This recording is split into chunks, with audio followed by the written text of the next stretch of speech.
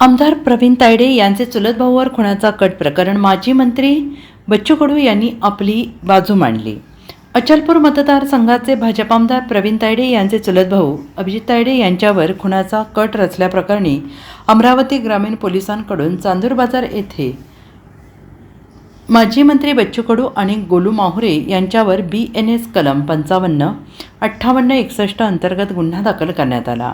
या घटनेनंतर माजी मंत्री बच्चू कडू यांनी पत्रकारांशी बोलताना आपली बाजू स्पष्ट केली। बच्चू कडू म्हणाले की आम्ही कोणाची हत्या करण्याचा कट रचलेला नाही, उलट आमच्या विरुद्धच कट रचलेला आहे। आम्ही शेतकऱ्यांसाठी आंदोलन करणार होतो, मात्र कार्यकर्त्यांचे खच्चीकरण करण्यासाठी हा कट रचण्यात आला आहे।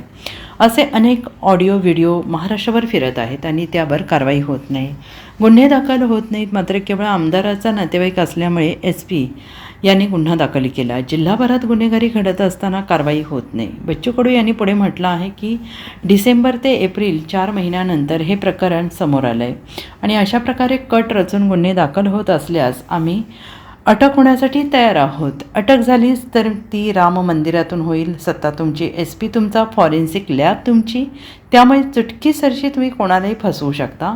आम्ही रक्तदान करणारे लोक आहोत, जीव घेणारे नाही। वास्तविक अशा पद्धतीचं आपण गेलं आयुष्य आमचं संपलं, असं काही कुठं आपण करत नाही आहे, परंतु आमचाच कसा कट रचला असं त्याच्यातून सिद्ध होते का बच्चू कडूला बदनाम कसं करता येईल, त्याला अटक कसं करता येईल। आम्ही जे 1.5 लाखासाठी आंदोलन करणार होतो रेग्युलर भरणाऱ्या शेतकऱ्यासाठी, त्याच्यासाठी कार्यकर्त्याचं खच्चीकरण करणे का तुमचा नेताच तर आम्ही अंदर टाकू शकतो, तुमचा काय केव्हा आहे, अशा पद्धतीचा हा कट आहे। तो म्हणतात का आमच्यासाठी कट केला, मला असं वाटतं हा व्यवस्थित आमच्यासाठी हा केलेला कट आहे। आणि असे ऑडिओ व्हिडिओ तर महाराष्ट्रात कित्येक असतात, कधीच कोणावर गुन्हे दाखल होत नाही। आणि SP किती भारी आहे बरं बघा, म्हणजे इतके सगळे जिल्ह्याभर काही घटना होतात मोठ्या, त्याच्यातून कधी प्रेस झालेली नाही। पण आमदाराचा पुतण्या कोणतरी आहे त्याच्यावर काहीतरी कट केला आणि ते डिसेंबर ते एप्रिल 4 महिने होत आहे। अशा पद्धतीचे गुन्हे दाखल करून बच्चू कडूचा आवाज दाबण्याचा प्रयत्न होत असेल तर आम्ही अटकवाले तयार होऊ ना अशा पद्धतीने। आणि ते प्रभू रामचंद्राच्या राम मंदिरातून अटक हो का, रामराज्य कुठं आणि हे राम भक्त कुठं। आम्ही शेतकऱ्यासाठी लढत राहू, मजुरासाठी, दिव्यांगांसाठी लढत राहू। जे जे काही गुन्हे दाखल होईल, अधिक काही गुन्हे दाखल झाले तर आम्ही आमची बदनामी तुम्ही जो काही करण्याचा प्रयत्न होईल याच्यावर तर आम्ही थांबणार नाही। आणि मी आता उद्यापासून एव्हरेस्टला चाललो आहे। 2 महिने अगोदर आमचं हा कॅम्प ठरला होता। संविधान घेऊन आम्ही एव्हरेस्टच्या बेस कॅम्पपर्यंत जात आहोत। आणि उद्या असं नाही म्हटलं पाहिजे पडून गेला म्हणून, हे फार अगोदरच्यापासून तिकीट आहे, 15-20 दिवस अगोदरपासून काढलेलं आहे।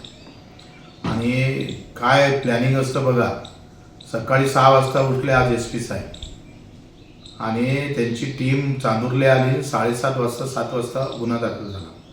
म्हणजे त्याच्या अगोदर मला एका कार्यकर्त्याचा कॉल आला का मला आमदारांना बोलावलेलं आहे, तुझे 2 मोबाईल दे, ते आमच्याजवळ रेकॉर्डिंग आहे सगळं, ते व्हिडिओ दे। मग SP साहेब फोन आला का दे, तुला त्याच्यातून बाहेर काढतो वगैरे असं, नाही तर 40-50 लाख रुपये देतो असं पण म्हटलेलं आहे।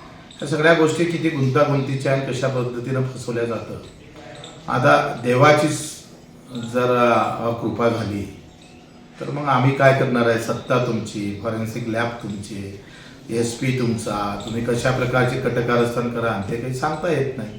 त्यांना सगळ्या यंत्रणाच तुमच्या हाती आहे, कोणत्या माणसाने कसं फसवायचं याच्यासाठी तुमचं चुटकीभरासारखं काम आहे।